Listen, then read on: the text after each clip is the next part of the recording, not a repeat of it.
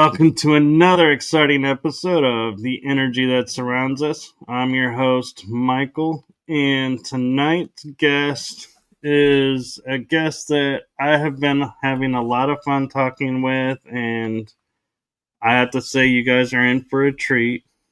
We are going to have a lot of fun tonight, and so I could spend, as we were jokingly talking about before starting, a couple of minutes reading her bio and, having that much fun, but I think it's better coming from the source. So she agreed to it, so I'm going to turn it over to the one, the only, mystical Tanya RainbowHorse.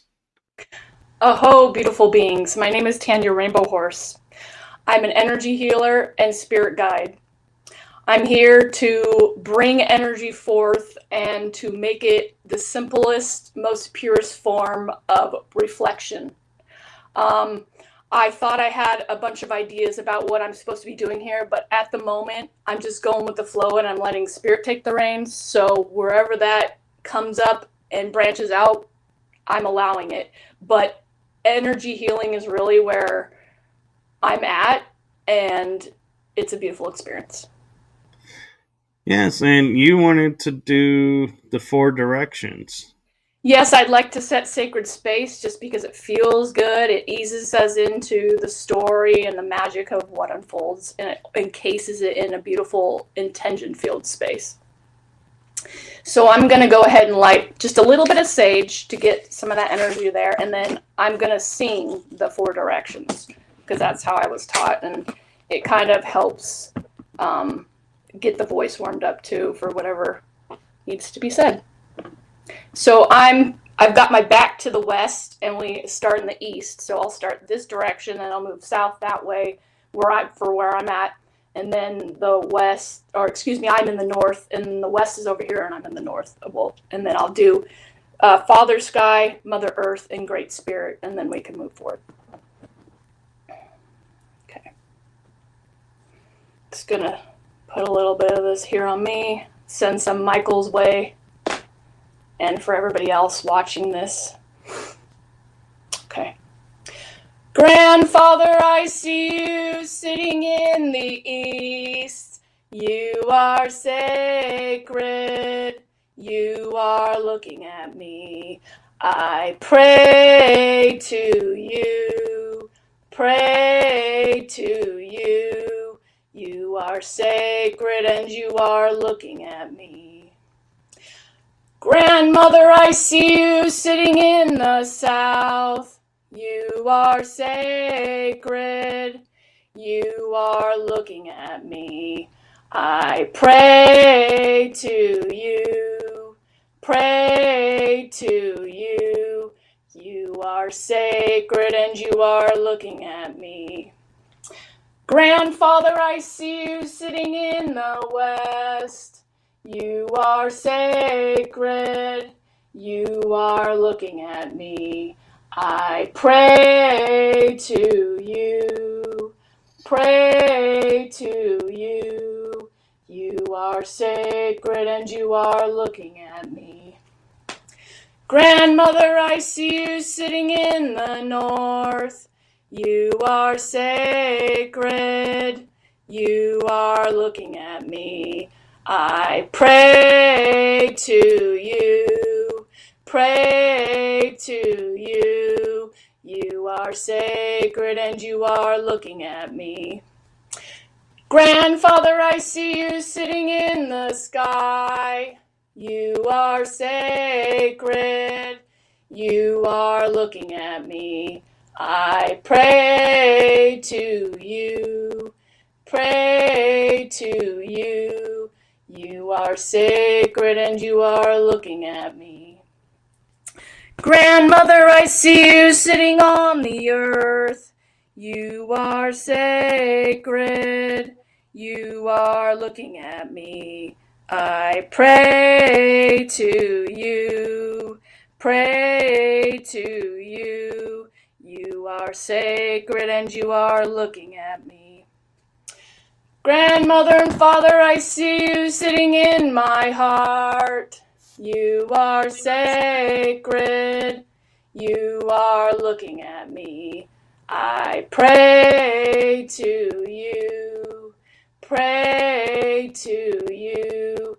You are sacred and you are looking at me. Oh, that's good. Ah. Wow, I could feel that actually. Yeah. That's good.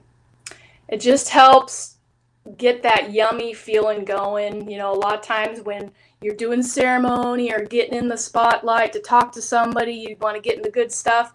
It helps channel any nervous energy, helps call in the good spirits to be around you, and it just feels good, like you said. So I definitely wanted to make sure I did that. And before we end, there's a little something I would say to close it down as well, just to put that out there. That's fine, and I have to say that was the first time I've ever heard it sang, and I actually kind of was like that. That I think added a little bit of resonance to it. Yeah, I had known about calling in the directions before I learned that song. And it can be empowering to say the direction and just say the elements and the energy that connect there, but using your voice to like give it a prayer really, like you said, adds a resonance to it that just makes it more heartfelt in a way. It So, does, and it's like almost like I would say like paying tribute to them, like, and not meaning like a tribute like a Roman tribute. I mean tribute like they would say, the best way I could describe it is when you wanted something from the universe, you write it down, you burn it, and then you send the smoke and the ash into the air, and it's like a gift to the universe saying, this is what I want, and they'll gift it to you. And that's what that was reminding me of. Hearing that song, it's like a gift to grandmother and grandfather. yeah, big time. It's giving away that gratitude before you move into what you want. It's like bring your energy into me and be with me while I do this. And so is that kind of tied into your shamanism, where that came from, or was that a different training that you did?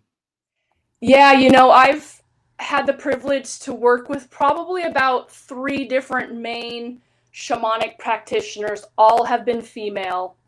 And all most of them have all been lineage of. I don't know if you're familiar with Sun Bear. He was big in the '90s, and he was I think he was Lakota, or maybe he was Sioux, but I think he he was Lahota. Lakota, okay, and he was heavily in his own community, but he kept getting messages from spirit that he needed to take it out to not just his people, but all the colors of the rainbow. And he went and did that in the '90s. He trained up a lot of people to do pipe ceremony and heal themselves and drumming and a lot of things along that line. And so I all these people just came into my life, when I was pretty early on in my spiritual awakening. And I have some Native American ancestry, and I always really wanted to connect to them spiritually, but we were kind of off of a branch that was more estranged from the connection. Like, I know of some of my people, but they're not really, like, we're not super connected spiritually or know each other. And I feel like that's maybe part of the lineage of wounding, but I really craved that. And when I started going into that spiritual awakening, it came to me in ways that I was like, whoa, spirit is really meant for me to have that ancestral lineage carried on, even if it's from other tribes and other spiritual leaders coming to me. And I feel like, it's really cool that you have the actual lineage, but I feel like, and I don't know how to prove this or disprove it, but I feel like, a lot of people get called to certain tribal medicine or songs or locations or, art, for example, even. And I feel like that could be like past life connection and it won't show up in your DNA, but it is there. And so I wonder, how with your shamanism and energy work and everything, do you delve into past lives? Well, from an early age, I was really just, color was a huge thing for me. Color in general, wearing bright colors, having bright hair, wearing bright makeup, wearing all bright colors. And so I have a really strong bond with rainbow in general. And so, the Rainbow Warrior tribe, I've heard some of that through the years. And like, as I've done my training with these people that trained with, this native man, I was like, okay, so the rainbow path is the medicine for me. I'm meant to, get these teachings from all over the place and bring it back to a collective space, and share it. And, I had some shame about bringing my shamanic work out into the world because I was disconnected to the spiritualness of my tribe, of my lineage, even though I have an ancestor that comes through very, very strongly to do work with me. I was still really scared that if I got out there with this work that I would be criticized, but I realized that was just part of that wounding. And so the more that I was able to own it, that's when things really started opening up. Like, I went to pipe ceremony from one of these women that I taught with, and she was a white woman who was trained by a lot of different native people. And I walked into her metaphysical shop. That's actually what really opened me up to spirituality. I was really in the dark shadow. And I just, on a whim, I went into this shop and it opened a portal for me. And so she actually every Sunday in person would do pipe ceremony for about an hour. And we would drum. She would pass around a basket full of oracle cards for all of us to take for message of the week. She would share part of the medicine wheel we were on. And then we would do pipe. And I went and did that ceremony one time, and I was like, I have got to have this ceremony as part of my own one of these days. And I've just now gotten to the point where I'm standing in my power with it. So I'm not sure if that was your original question. I kind of went off, but that's No, you're fine. And I was thinking about Sun Bear, and I think I misspoke, and he wasn't Lakota. I think he was Chippewa. Oh, that could be it as well. I know he came from somewhere in the Midwest or somewhere, not from this region, but he was called to like the Spokane area really heavily, and that's where he did a lot of his gatherings for people to come learn and heal from his way. Right. I just wanted to correct that because if someone's watching, I didn't want them to go, Sun Bear, Lakota, what? Yeah, that's true. I'm still anchoring in my correctiveness with some of that because some of my teachings are a little bit from some of all of what we've mentioned. But, I'm still practicing getting all of that in a row as I, get out in the world with the magic. So that is important to address, though. That's beautiful. Yeah, and do you think it's because it's in your DNA, so to speak, that you were drawn to the tribal medicine, or do you think spirit brought you to it and it was just a bonus that it was your family lineage? I feel like it's both because I've done a couple past life regressions with one of my teachers, and a life showed up as me as a warrior, a Native American warrior, and this horse I had this really strong connection with. So I already had that. It's the feathers and the furs and connecting with nature in a way that is very primal and connected to Mother Earth that really pulls me in because before we had computers and all this, modern stuff, we were connected with the earth. We made things from the earth. We used the herbs. We, hunted for our own food.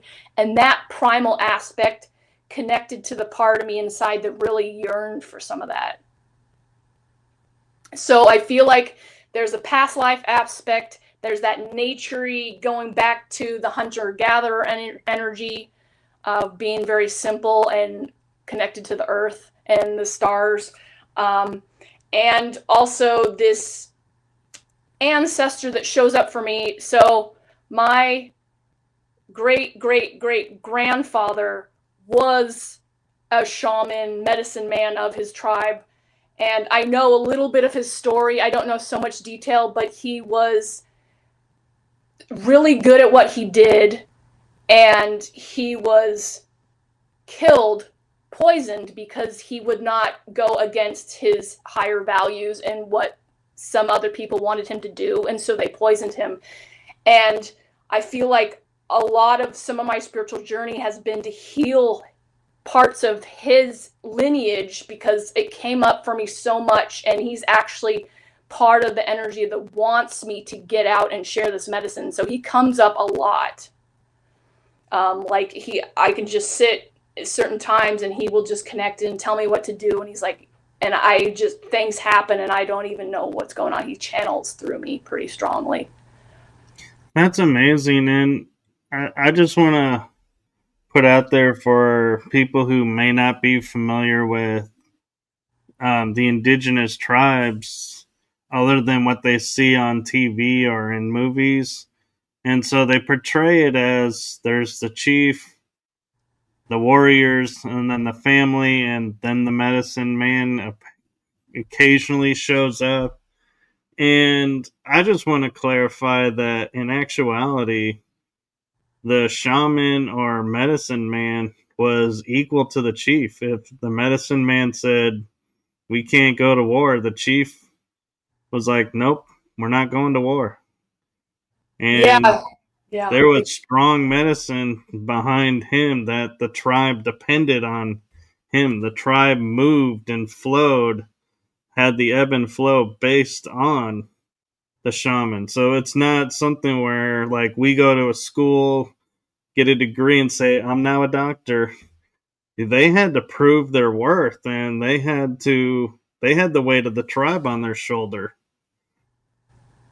Yes, that's very big. And their collective energy is that they have one foot in the spirit realm and one foot on earth. And so it just makes it easy and natural for them to, feel that energy coming forward. And they're like, hey, this is what's going on. We need to plan, do this, blah, blah, blah, blah, blah. They tend to the collective energy and, help people navigate that flow. Where was I was going to say something else on that.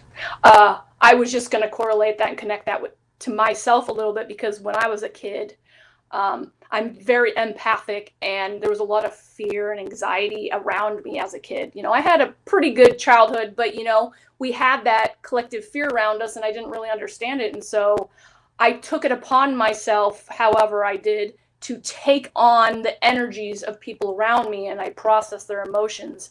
And so I use that fear and anxiety as a portal into my imagination. So I spent a lot of my time, when I was in fear and anxiety, exploring that spiritual realm that came so naturally to me. And I didn't really understand that till I started unfolding with shamanism, because it was so easy to me. And I didn't really understand that was something that isn't necessarily always the easiest for everybody.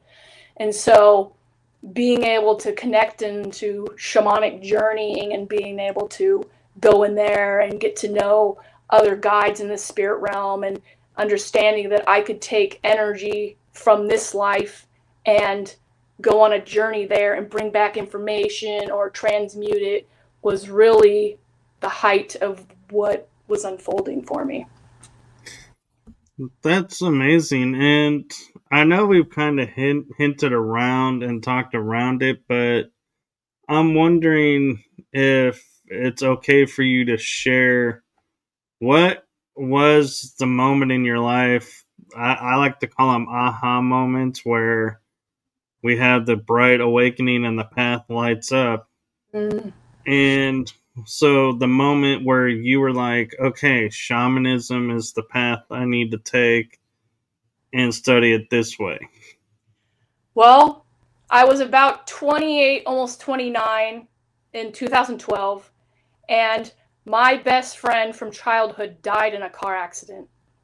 And when I was at that age, like a lot of us are, we're not thinking about death or thinking that, thinking about that. We're having fun. We're just learning who we are. We're moving towards our 30s, and that was my crumbling. I fell in deep depression because my life was not how I wanted it. And that situation threw it all out. It brought me to my knees. And I got, into some smoking and drinking, and I was fighting with a lot of people and just fighting life and very angry because, my friend left and we were really close. We had a strong connection. And I had to find a way to continue living my life.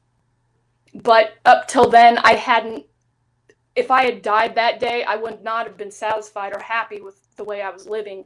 So I had to really take a look at the shadow very deeply. And it's through that crumbling that, I went to college. I was trying to work my way up the corporate ladder, and it just all fell away. And I remember this one pivotal moment when I was really in a dark place, ready to fill out paperwork for unemployment. Didn't know if I could pay my rent, fighting with my boyfriend then. And I just I'm not religious, but I was like, whatever is up there, please give me a sign to move forward because I'm literally at the deepest depth darkness that I've ever been, and I need guidance. And then I let it go and move on. And then shortly after, I just got this idea to go into this metaphysical shop I had been at once. And I was a little nervous, but, I went anyway. And I was like, oh, wow. Like just seeing astrology stuff, shamanic flyers there. They had crystals, herbs. They had fans like this hanging up. Just all these magical things.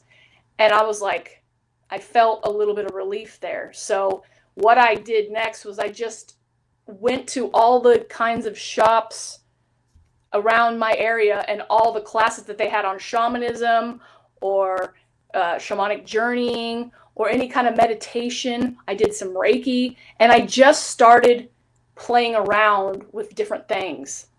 And it's really when I started getting the shamanic journeying that I was like, okay, I understand why I had to go through all that heavy stuff, because it needed to bring me to all these beautiful modalities that I started exploring. And that was really where I was like, this is my home. This is where I'm going to build my life. I don't know how, I don't know where, I don't know what it's going to really look like, but I knew that I'd found where I belonged with that work.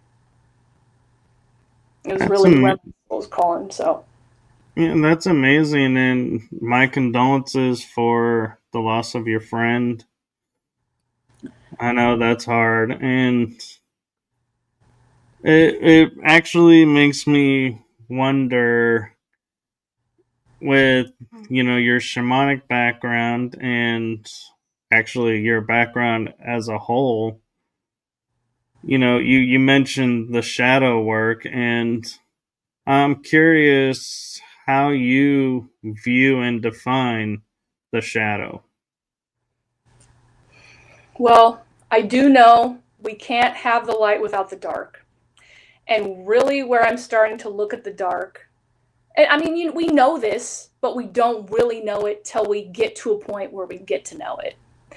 And I see it as this necessary part of us that we need to dive into to open up and transmute the energy so we can get to where we want to go. It's the catalyst that cracks us open to parts that are sore or raw, that haven't been dealt with from other people or any lineages or repressed emotions. It's that rawness that gets shoved down that wants to come up to the light so it can bring you more goodness.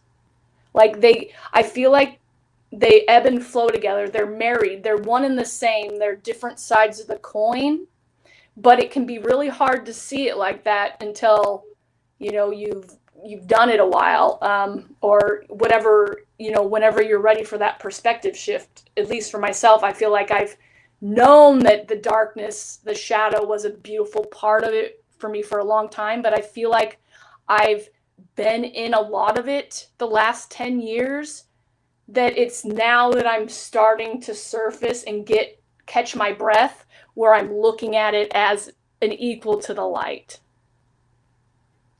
No, that's beautiful because I started thinking about it when I was working on one of my books, and I was like, what is the shadow? And when I sat down and looked at it, I was like you're saying, yeah, it's a catalyst.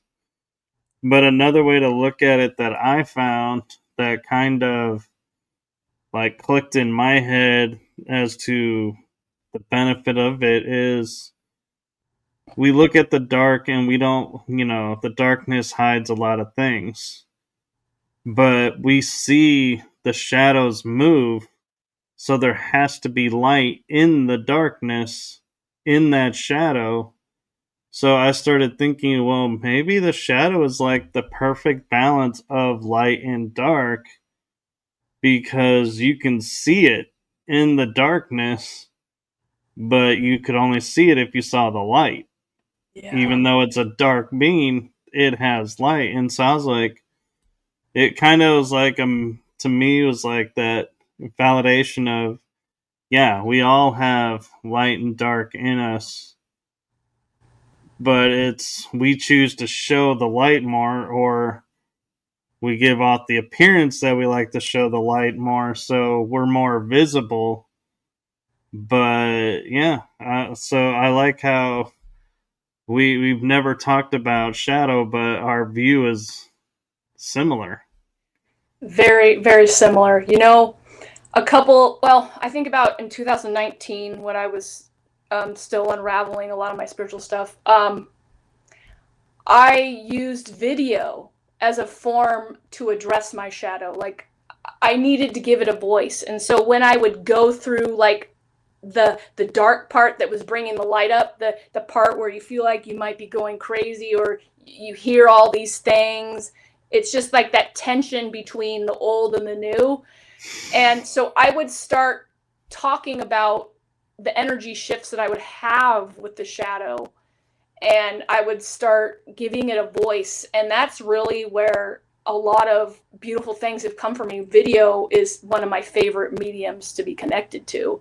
And I would not have necessarily understood or got that or practiced it if it wasn't for my shadow coming up and needing a place to go to be. And so I would bring up these ideas. I would be vulnerable. I'd cry, laugh, whatever emotions came up, and I would just express the energetic experience I was going through, and that was giving light and peace to that shadow aspect. And so to this day, if I'm really deep in it and I'm having a hard time getting myself through it, video, I just make a video and delete it if I didn't want to share it, and it just is a very beautiful way to find a way to use it as a positive thing. Right, and being metaphysical, I didn't even think about this when I was working on my book, but there is a principle in metaphysics of if you have something you want to give voice to, you write it down like a letter, and instead of mailing the letter because you don't want to get in trouble, you burn the letter and it releases all, and it keeps you from bottling up emotions. And so it sounds like it's almost verbatim of what you're describing. And that brings up an interesting question that I'm curious your viewpoint on is, as we're talking about going through what some people call the ascension process or awakening ourselves to our true selves, do you think those that are more in touch with their shadow will ride the ebb and flow easier and grasp all the changes easier, or do you think no matter what, everybody's in for one, uh, pardon my French, hell of a ride? I think the best antidote to help with the shadow and accepting it and loving it is to be able to train yourself to see it as an asset, to see it as not your complete truth, as a necessary experience to go through to get to your higher ground. Like the last year, I've really had to walk myself through some really heavy, like, when you just hear all the voices in your head when you're moving some of that shadow out. Shadow out can be very debilitating, and like you get into bad moods, you can be frustrated. But the more you can learn how to walk yourself through it and know that there's something beautiful on the other side, the easier you're going to make it. Like giving it gratitude, or just sitting still when you're in that place and watching it like you're at a movie theater. Like these little subtle things can make the difference between having a very painful experience in your shadow versus being at peace with it. Like letting it exist, seeing it, witnessing it, observing it, and giving it gratitude is a life-changing experience with it. So I think that is really where the gold is with it. And that actually just put together a thought in my head of, so we talk about having ego, which I refer to it as our earth guide only, as that's what it helps us to function. And after hearing you describe the shadow, it's like my mind wanted to go, so the shadow is a manifestation of our ego? That's a really good idea you're developing on. I would see that as true. It's that voice that's like, I don't want to, when you want to do something that really lights you up, or something like that. And the ego is a beautiful thing, but you're right. It's the earthly mechanism. When we go to spirit, that's not there. Um, but there, I feel like there's different facets of it, but I definitely can see the correlation with the ego and the shadow big time, like what you're saying. Yeah, because, I mean, and recently I started noticing the trend of the shadow, if you ignore it, you end up in a dark night of the soul. And when I started thinking about, when I was defining what that means in my book, now it's like I think about it and I'm like, that actually sounds more like an egoic statement of the dark night of the soul is force you to make a change and make a choice in your life. And I was like, well, what does the ego do? Well, the ego forces you to sustain yourself here by choice, or by making something happen to where the choice is taken away, it appears. And you're like, okay, choice made. Not the one I wanted, but circumstances are now this way, so now I got to deal with this. And so, is that another way to look at it too, and correlate it all together into one aspect? Yeah, one of my teachers, when I was battling some ego stuff early on in shamanic work, um, she said to give the ego, if it's pestering you, trying to keep you from doing what you want, or it's like got that little sabotagey voice back there. It's like, give it something to do. Like, give it some desk work, give it some typing to do, or send it on vacation to sip some drinks, or actively play with it and say, hey, this would be great if you went over there and hugged your teddy bear and had a nap and watched a movie.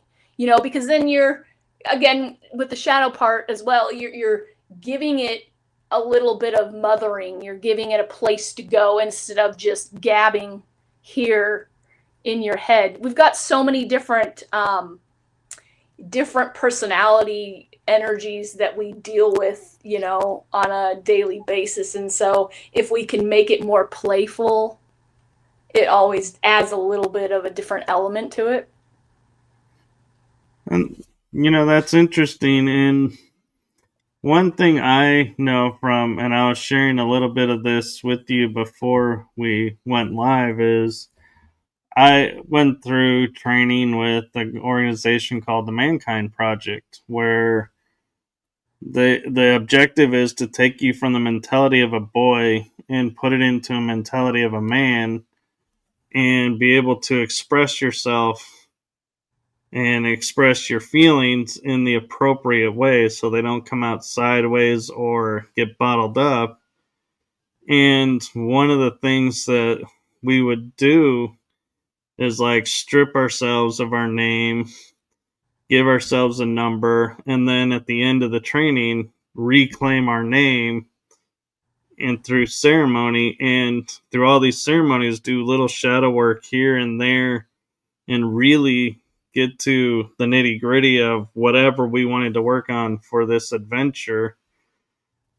I'm wondering, is that similar to what your sisterhood work is, or is it on like a totally different, more gentle, like, oh, look at the flowers. Oh, we're in this peaceful meadow and we're going, think about, meditate in this meadow and, find your inner zen. I love it. That's so beautiful. There's definitely some of that. But really, that sisterhood mentorship came about. One of my shamanic teachers, she was the woman who was doing drum circles. So I learned a lot of drum circle healing and channeling through her. And so I would go these drum circles, you do a little drumming and you speak maybe what's on your mind, something you got to get off your chest. And then we just keep drumming. It's more of an energy channel thing. And so through her, she had this collection of people and she saw a need for some feminine healing. And so she put this little 1-year mentorship together. And so really what we did there is we got connected with the medicine wheel. She had a medicine wheel in her backyard, so we would walk it. And she had stones and plants placed there, so we could walk on the earth with that. So that would probably be the flowery part. But we would get into these circles with her where we would open up and get really raw. Because a lot of us, sisters especially, but everybody in the world don't have a place to be authentic and raw to whatever is just dripping to come out of you. And we're in a safe circle where we could all open up and talk about the raw stuff and be authentic. We could cry, we could get angry, and nobody judged us in that circle. And I really think that was the power, the glue that held that mentoring together, was because we need a space to do that. We passed around the talking stick, so whoever had that talking stick was the only person who was talking then, so you knew where to put your focus on, so people felt heard, and we all knew what was expected of us. So that was the main aspect of it, but then we drummed. She had workshops where you could make your own drum and connect with it spiritually, and that's one in itself. The craft part is connecting back to Mother Nature. It's in the Celtic traditions and the native traditions and a whole lot of other shamanic practitioners where we use turkey feathers or rabbit fur when we find it, and we make things out of it. And so she taught us how to make prayer ties, which is giving prayer. It's a silent ceremony where you put tobacco or cornmeal in these little things and you tie it up, and that would be a way you could transmute energy too, because oftentimes we would have an intention while we did it and we'd burn it. What else did we do here? We would craft with leather. Like I made these little teeny canvases with leather beads, collaged from like magazine clippings or whatever. I collaged like 20 of those, and I made one for each one of my sisters through working through some energy work. So it was a combination of bringing that old school, like tribal mentality together in a feminine container for healing and connecting with our feminine essence. So, in regards to what you went through, it definitely sounded really familiar. It was a stripping away of the layers.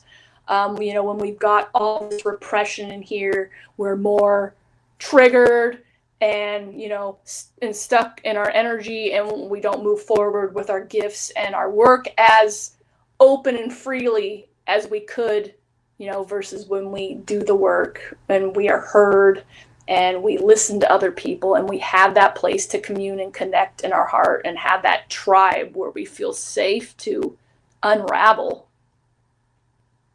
I'm sure there was probably a sense of safety in that circle that you were with, the men that you did the work with, right? Otherwise, you wouldn't have opened your heart space up enough to really Right. dive deep. There was definitely safety, and there was, like you said, that comfort of the non-judgment. And the nice thing about it is, if we saw somebody in judgment or saying something in judgment, it's like we were like, "Hey, no judgments here," and it's Yeah. like you just nipped it, and everybody was equal. And that's the part that I think was, in essence, the most powerful part of it was you had men that were in their teenage years, because you had to be at least 16 to take part. So you could have a 16-year-old, a 22-year-old, a 33-year-old, a 76-year-old, and they're all in the same field. They're all a number, and they're doing the activity at the same level. There was no, oh, well, the 76-year-old has more experience, so, we're going to naturally put him in the role of leader. It's like, no, you could end up with the 17-year-old as your leader, and you're like, I'm 33. I know more than this kid. Why do I have to listen to him? And that like really brings out, I think, and triggers a lot of people who deal with in their work life and personal life, going, why is this person who's younger than me getting more than I'm getting? This isn't fair. And it forces you to look at it. Yeah, and that's exactly the same as my circle. I think I was the youngest. I was like in my early to mid 30s, and there was a 75-year-old. Our teacher was in her 70s, but then there was a 45-year-old, and then there was 60s, 50s, all different age. But when you come and you talk, we're all just one. There's none of that. It just, everything else melts away, and you just get to be vulnerable and speak your truth and be seen or heard. And the beautiful thing, too, that we did then, we took it out of ceremony, out of the weekend, and we held every periodically we would host a sweat lodge Mm. to where you could bring someone, or normally it was just male. Occasionally we would do co-ed, but there was no, because we were on public land, we were like, yeah, you had to at least wear your bathing suit. There was no walking around bare going, hey, like we, because in the where we had our weekend, it's out in the country and there is no neighbors around for miles. So it's like, it's a little different, going there and, stripping off your clothes and sweating with men that you just went through this weekend with. And it was like an empowering, rather than going, oh my God, that dude looks like he's got a six pack on him. And I look like I got a 24 keg in me. There's no way I'm doing that. No, everybody just went in. We paid homage to the corners, and or the directions, I mean, and we sang songs and we walked out. And I mean, that was so beautiful. And I'm wondering, on your sisterhood weekends, did you guys partake in sweat ceremonies or something similar? We had one experience where we did go to a sweat together. I was told by Spirit not to sweat. I really wanted to, so I had to stay out and tend the fire, which was really good. People needed space to be held. But I did go in there for a little bit of the ceremony, and it's just being crammed into a dark place, connected to the earth, sweating and pouring and just being like naked to your peers. There's just some magic that happens right there. And so that aspect of it, I really do understand it. And when I was out tending the fire, you just hear a lot of crying and sacred noises as the in the dark next to the earth while whatever is purging is happening. It's really a beautiful experience, and I would like to get to a place where maybe I have something like that going on with other people, or even to connect with something locally again, because I know sweat lodges are very powerful and there's a lot of beautiful healing there. But yeah, I share some of that similar experience with you as well with the sweat lodge. That's really cool. And one thing you mentioned in your bio that it kind of piqued my interest, and I wasn't sure if I was envisioning it the right way or how it would work. And so I'm glad, that we get this opportunity to where I can ask you. And that is where you say you are activating. Let me make sure I get the verbiage right. Activating energy healer energies. So, are you talking about like activating like Reiki in people, or are you talking about something else?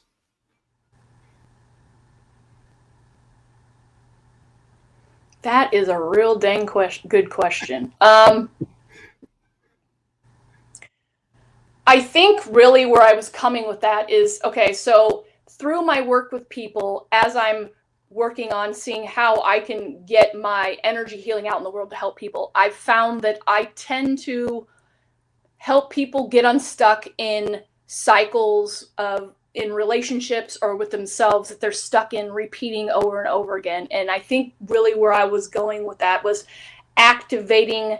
I help people activate that energy to get unstuck and keep moving, or Oh, to pursue what they want. Because you could have this thing you want so much and you're just circling around in the fear and you're not taking action. But then I've connected with a lot of people and I'm like, well, what's going on? And we unpack it, and I see them go off to move towards what they want, and they bust out of that. So I think that's where I was going with that.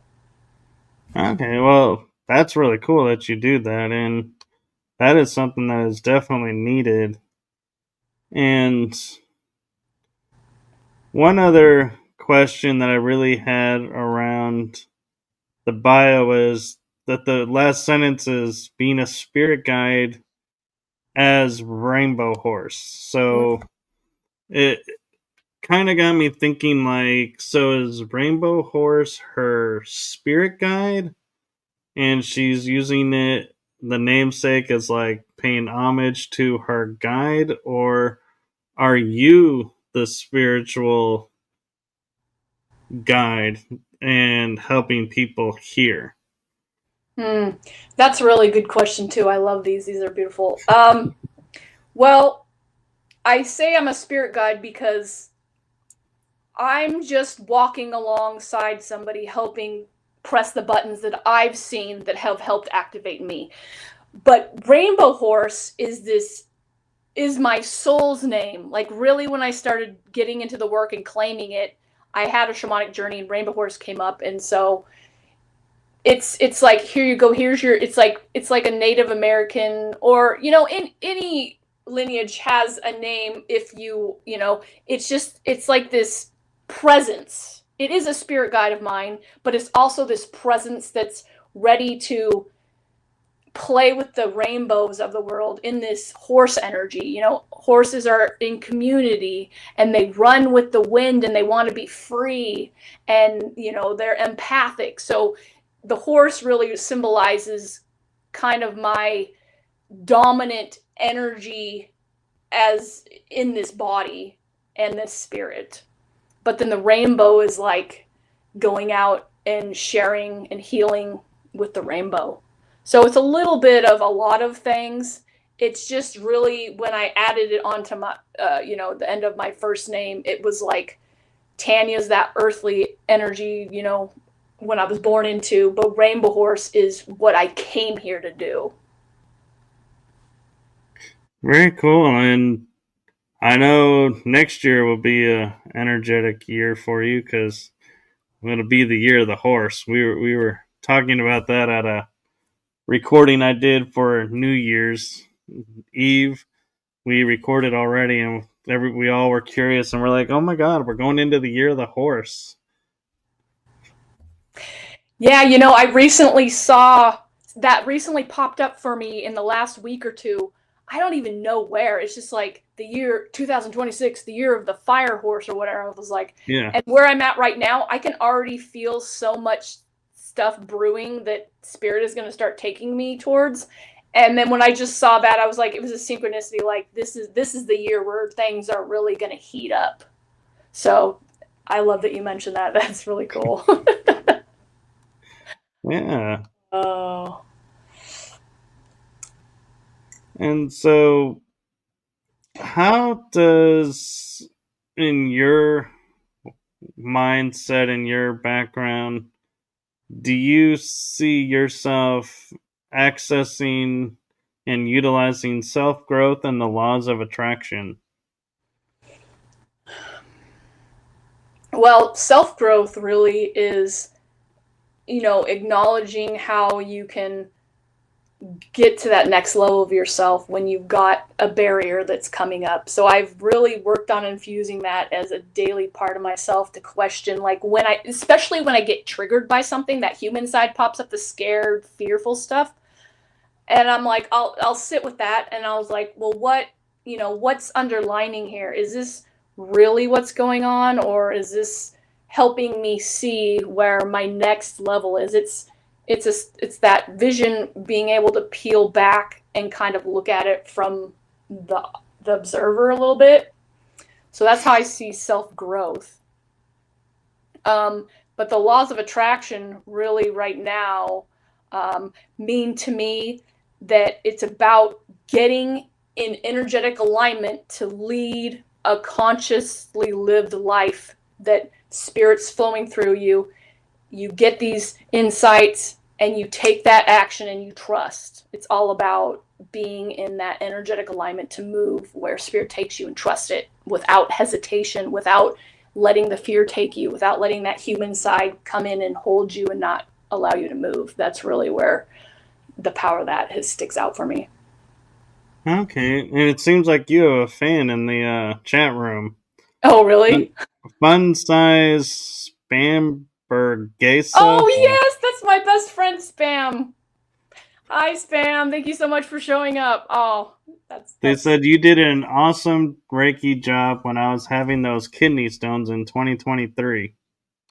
Yeah, I did a hand over hand thing with her, I believe, and I feel the energy like a lot of us do. I feel the hot and cold, and sometimes I hear messages from the organs or the energy in those areas, and I just help shift it out. You know, I let the energy guide me, and I just sit there till it moves on out.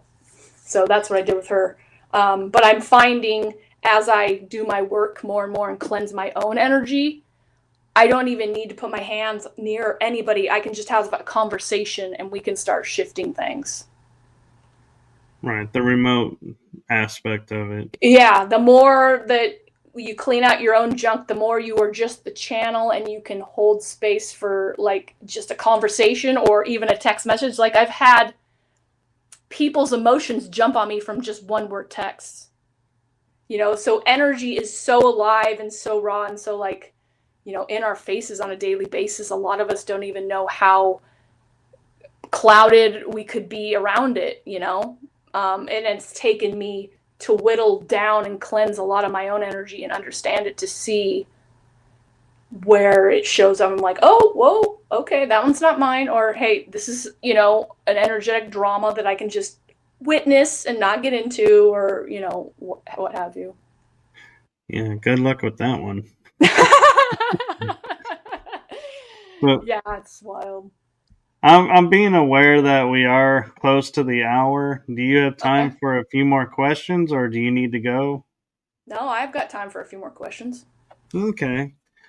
One question I have for you, and I'm going to preface this by I'm a Reiki master, and so I'm curious with your Reiki. There are times when I would be working on someone and I would see like these strands, or they call them meridians. I just call them like strands because they look like harp strings. Ooh. And every once in a while, it's like I'd be like looking at it and I'd be like, well, these are gold. That one's a little like more blackish. And these are okay. And so I would pluck the strand, and then it was like all the black soot, I guess, would dissipate and disappear, and they would feel better. And so I'm wondering, if on any of your Reiki cases, did you ever see anything similar or see that, yourself? That really sounds specifically to you. I've heard other people say that they see strands, but that kind of seems like the way you see. But when I was doing it, there was a couple people that would talk about strands. I haven't really seen strands, but I usually am like, I feel things, I see images, I see color, I hear things. It's just like a bunch of information coming at me, and I'm taking it in, and I'm like, okay, do I need to tell them this? Do I need to just focus my energy here? Um, or maybe something hasn't been felt. You know, it's like kind of like an ebb and flow with all that kind of information flowing. And sometimes it's just going out, and then afterwards they'll process it. But for me, it's like more like all this different kind of information and insight coming through.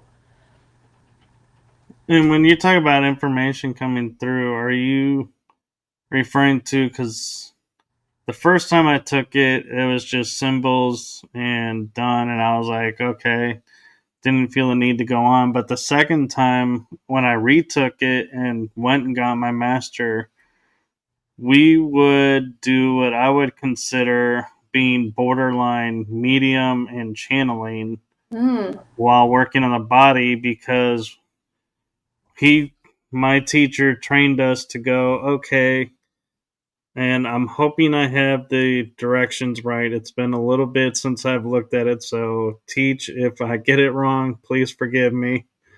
But we would view, if you had something on the left side, that would be masculine, and so you would ask it, is this father, grandfather? What message do you have? And allow the energy to release. And the right side obviously is the mother side or feminine side, and so you would ask of that side.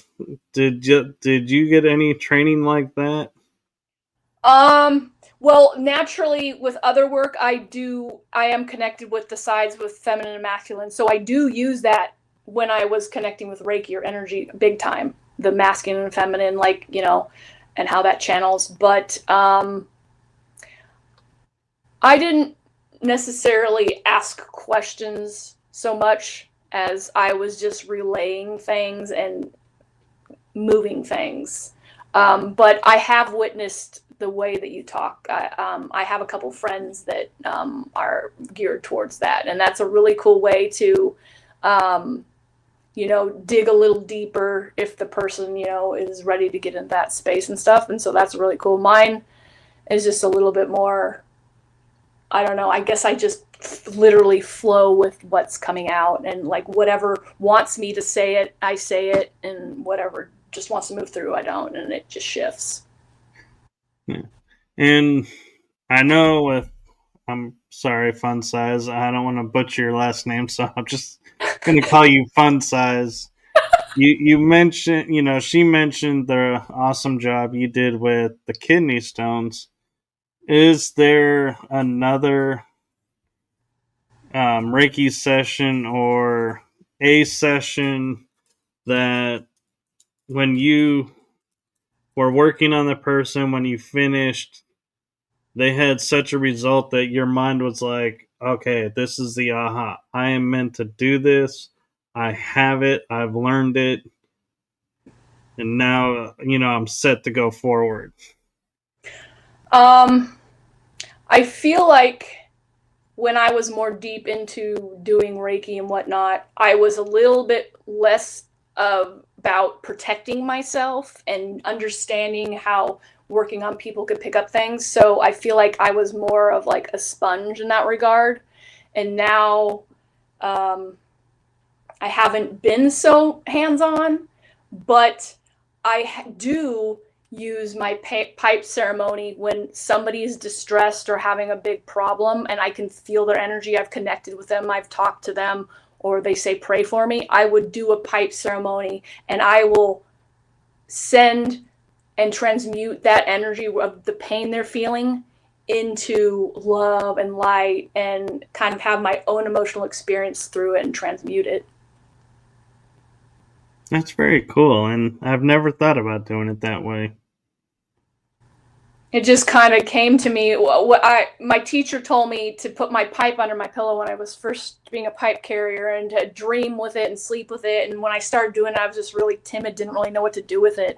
And I asked Spirit to guide me. And so through putting it together and practicing it, I've started seeing how it is actually an energy work I'm doing with it. Because when I have the pipe or the bull piece, which is the feminine, and the masculine, that is the stem, I can see where my energy gets stuck after the ceremony because the tobacco will get stuck or it won't get stuck in certain spots when I'm cleaning it. So that whole thing has become like probably my form of Reiki currently, because I literally will clean it, and as I have done the ceremony, Spirit will tell me where my energy needs to be cleaned or where this person's stuck or whatnot. And then the tobacco kind of shows me too if it gets stuck in my pipe where the person or myself is holding on to something. So the pipe that you use, were you gifted it or did you purchase it or did you make it? I'm just curious. My teacher gave me the stem part and I made and carved the bull piece myself out of pipe Okay. stone. Wow. That probably was what, a week or two's worth of carving? I think it was really powerful magic. I probably worked on it for on and off 6 months at least. Oh wow.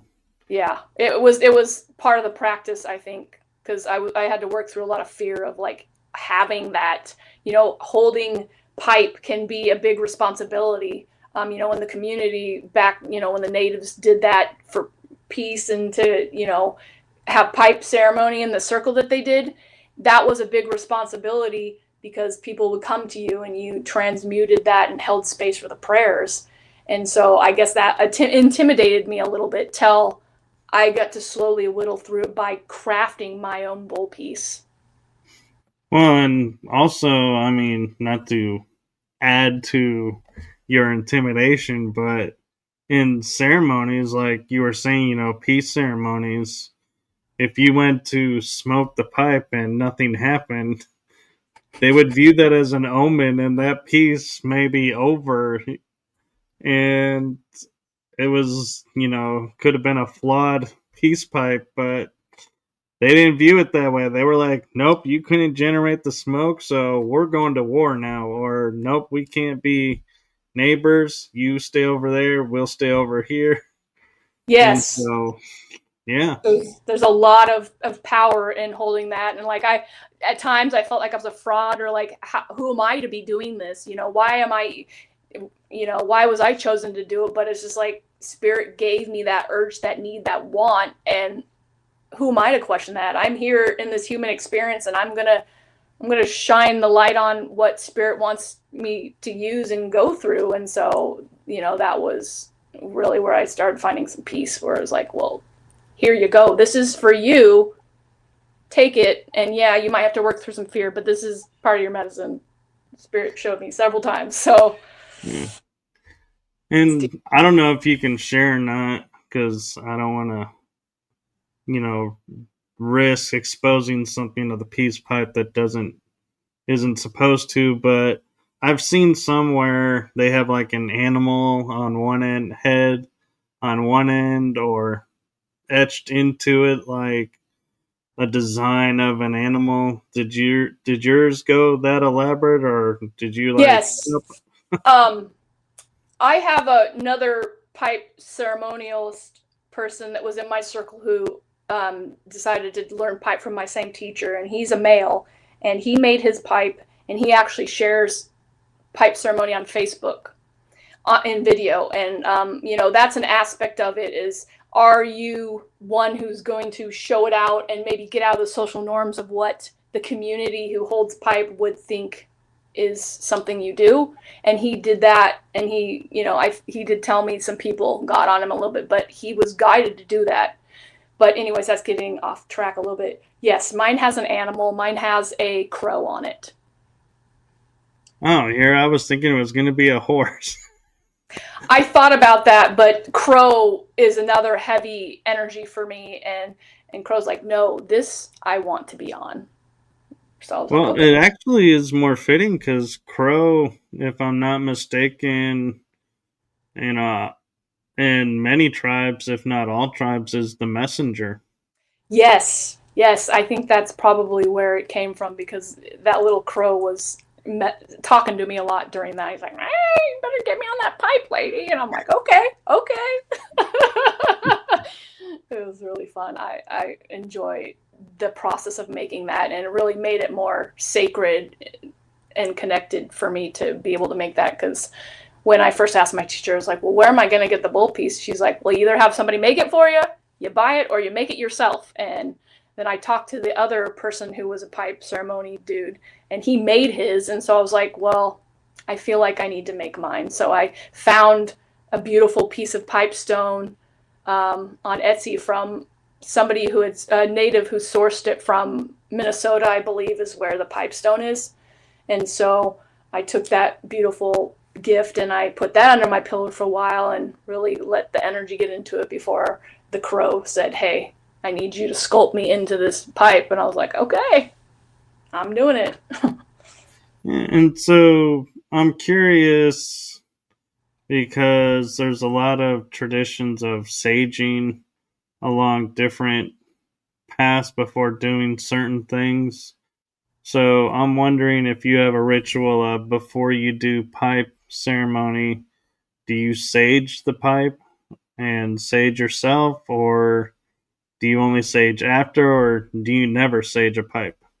Okay, I'll go through what my teacher showed me. And how I do a pipe ceremony. So I'll lay out like an altar piece with my pipe, my bowl piece. I have a shell where I will burn sage. I have the tobacco. I have a little poker to clean it out or move the tobacco around. And I have 4 stones for all directions. I work with eagle in the east, and coyote in the south, and bear in the west, and buffalo in the north. And so I have those stones out, and I sage myself first, and then I do the directions like I did here. And then once I've done that, when I'm by myself, I will give prayer, talk about what I'm transmuting or where I want to send love. Or if I'm in pipe ceremony in person with people, where sometimes I do bleed pipe, I will do a channeled meditation with them, or I will tell them where we are at on the medicine wheel. And then after that, I will sage everything on my altar, including the pipe, the tobacco, the containers, all of it. And then I will put the pipe together. And then I have things that I say to lead me into the ceremony. I call upon some energies. I call upon my guides to be with me while I do it. And then I light it, and I ground the pipe onto the ground too. And then I blow smoke in all the directions that I called in. So I honor eagle and bear and coyote and buffalo again. And then I honor Father Sky and Mother Earth and Creator. And then after that, I light the pipe again. And then if I'm in person with people, I will blow smoke blessing to their heart. If I'm in person, I will just keep smoking it till it's all burnt out. And then as I'm doing that, I hold the highest regard of love and light while I'm doing it. I keep my thoughts as pure as I can, and I just pay attention to what may come up. And then I give thanks for smoking pipe. I sing a couple songs, and then I close down the circle. And then I pack everything up. So it's kind of a rundown.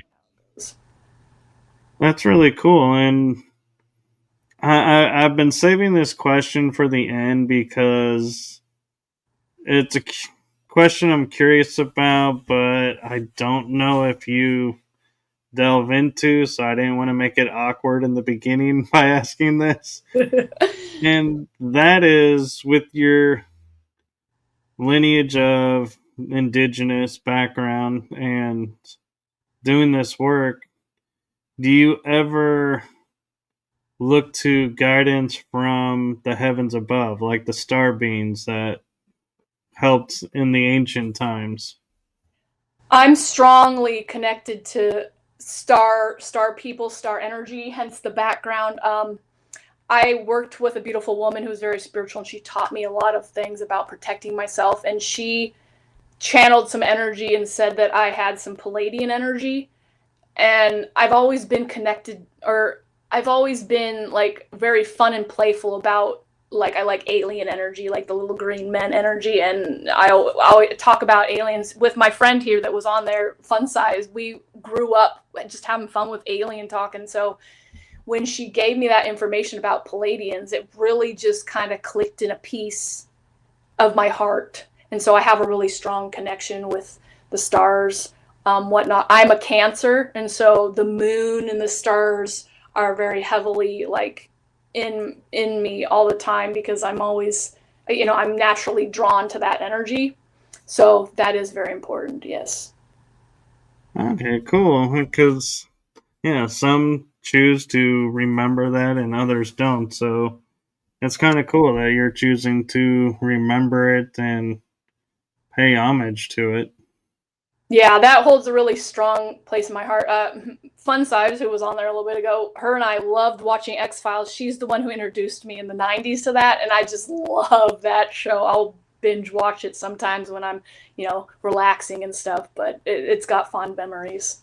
Oh yeah, that show was great, and the remake of it where they tried to bring it back and was good too, but it just didn't have the Mulder and Scully going at it every case. So yeah, I kind of feel like that, and they were pushing too many topics out there, controversial topics, I should say, and so the show didn't make it very long. Yeah. Yeah, I remember a few of those side ones. One that sticks out that I thought was funny is Dagoo. You remember the one where it was like Yeah. a were something, an animal that was actually turned into a human, but he wanted to get back to his animal form or something, and it was really funny. Yeah, they did a really great job on X-Files of really looking at, like, what is a cryptid, or what is these legends that we talk about, and we just are like, oh yeah, that's local legend, no big deal. And it's like, maybe not, maybe, we need to look at it this way. Yeah, it opened us up for those topics, and I feel like a lot of what went on in those episodes, I'm into a lot of that stuff, so it was just like, oh, there's a whole nother world outside of, whatever else. So it's a cool place. Yeah. And I know this was going to sound like a strange question, but with your, connection to the Pleiades and everything, I'm curious, since you said you're connected to the moon, do you feel the moon is a natural object or something that was placed in our orbit to help the planet? Oh, I think I'm going to go with the natural side of things. I feel like it's just, a beautiful energy that's placed here um, to be here to enhance us, with the tides of the water. It's a very feminine connection. And I feel like it's connected maybe to Venus and like the seven sisters and whatnot. I feel like all of that. Yeah, I think it's more natural for sure. Okay, cool. And I can see why we're gelling so well because I'm connected to the Pleiades too. And Are you? I was Oh, like the first constellation when I heard its name. I was like, I couldn't spell it, but I could say it. And I knew the story of the Seven Sisters before I knew any story of any star. oh, wow, that's powerful. And I love the story of the Seven Sisters. And I have a hard time finding it sometimes online. Do you? Is there like a specific one story or a place that you found it that was the most powerful for you? Well, to me, it was the story as I was told it was so there were seven sisters that were in the heavens and they were interacting with the earth, and one of the sisters fell in love with a man on earth, but the heavens and the earthlings don't mix. And she broke the rules and got married to him. And so the story goes, as I heard it, was the punishment was she was removed from the sky and lives for a certain period on land with him and then is forced to return to the sky. And that's why at certain times when you look at the Pleiades, there's seven stars, then there's six stars, and then the seventh star returns. Hmm. Ooh, that gave me chills. I hadn't really heard the stories of them. I just connected with the energy of Pleiades being a healing entities, and my friend also said the native energy kind of goes with Pleiades a little bit in some way. But that story is really magical. I love it. It's kind of, yeah, Mm. that's really cool. Thank you for sharing that. Yeah, you're welcome. And so we're approaching an hour and 20 minutes. Okay. Where can people find you if Uh, they have questions for you or want to research or anything, ask you questions? yeah, I have a YouTube channel and Facebook. Those are the two ones that I mainly commit to. Like I have a presence on Facebook, and I have a YouTube channel with like 200 and something videos, and it continues to grow. I've been a little slow on the videos recently, just because I've been going more inward, but I will always have that, and I will always continue to add to it. So those two places are the big spots to find me. I'm open to questions. If you need prayers, I can do a pipe ceremony for you. Like, yeah. Very cool. And the links to those that she sent me are in the descriptions. So if you go check out her stuff, and before you do your closing ceremony, Yeah. I just want to take a moment and say to you, from the heart of my shows and myself to you, thank you for what you're doing for humanity. You're a breath of fresh air, Michael. This has been a pleasure. It's been easy to connect with you. You are standing in your power, and I see you, brother. I see you. Thank you. All right. I'm going to do the closing now. Grandmother, grandfather, eagle, I send a voice. I thank you for this circle. I thank you for the circles that come before her and the circles that will come after her. And I thank you for this beautiful time to connect with these beings, the directions, Father, Mother, Great Spirit. Thank you for all the beautiful energy cultivated here for the highest and best good of all. Aho, good shining. Aho. Wow. And I love hearing that. It's been a while since I've heard aho. And for those that are listening, it's AHO, which I was taught means authentic, honest, and open. I've heard a few different renditions of it. I just flow with whatever people mean of it, you know. Oh, I'm curious what ones you've heard. Oh, Ahoma Takwiasan, which I might have said that wrong, means, you know, your energy is my energy. I see you, you are me. Something like that. Yeah, I think it's, let me see, Aho Atakuiasa, I think. Yeah, Or something yeah. similar, yeah. Yeah, so thank you. And we will have to have you back on again sometime. I'd be honored, and I love it, and this has been beautiful. Thank you so much for picking me to be on your show. I'm honored. Well, thank you. The honor is mine. And thank you for sharing your story and about your journey. And so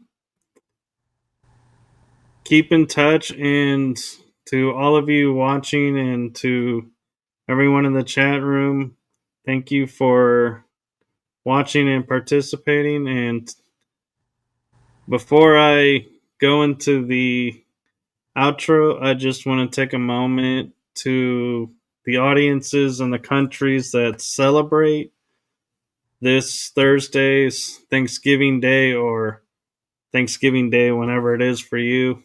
Happy Thanksgiving. Happy Thanksgiving. And to those that don't celebrate it, enjoy your day. Much gratitude to you, no matter what. Yes. Gratitude and hope to the world. Absolutely. And so with that, I'm going to say goodnight to everyone and thank you.